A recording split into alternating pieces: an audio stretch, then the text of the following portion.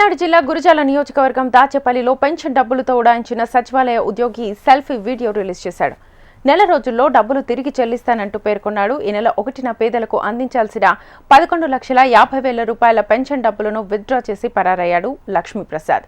అయితే ఆ డబ్బులను ఆన్లైన్ బెట్టింగ్ ఆడి పోగొట్టానని, నెల రోజుల సమయం ఇస్తే డబ్బులు తిరిగి ఇచ్చేస్తానని తెలిపాడు. ఇలాంటి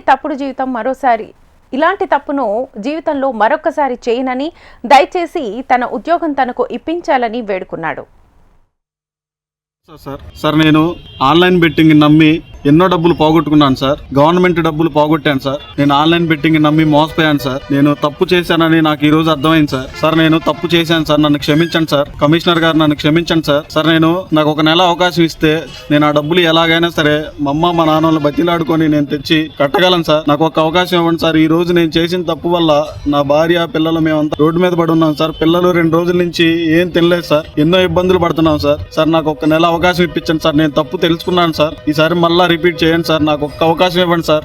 కమిషనర్ గారు, సార్ కలెక్టర్ సార్, ఒక్క అవకాశం ఇప్పించండి సార్ నాకు. సార్ నేను ఒక నెల నాకు సమయం ఇస్తే నేను ఆ డబ్బులు మొత్తం రిటర్న్ చేస్తాను సార్. రెండోసారి జరగదు సార్ ఈ తప్పు. సార్ నేను ఇప్పుడు చచ్చిపోదామని, సూసైడ్ చేసుకుందామని నా భార్య పిల్లలను డిసైడ్ అయ్యాను సార్. సార్ క్షమించండి సార్ మమ్మల్ని.